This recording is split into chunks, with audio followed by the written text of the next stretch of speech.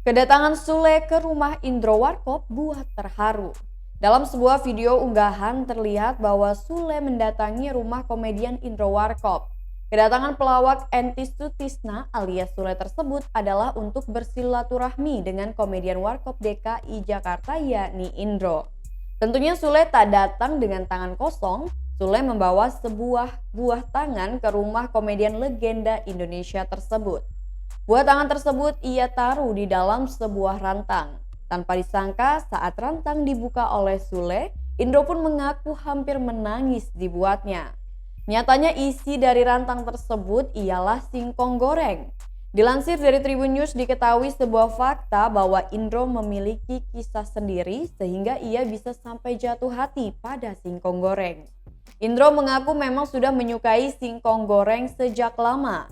Namun, rasa suka itu bertambah ketika ada koki dari Warkop DKI memasak singkong goreng tersebut. Sejak saat itu Indro mengaku dirinya tergantung dengan singkong goreng. Sampai sekarang Indro mengaku kalau membeli gorengan ia pasti selalu menanyakan apakah ada singkong goreng atau tidak.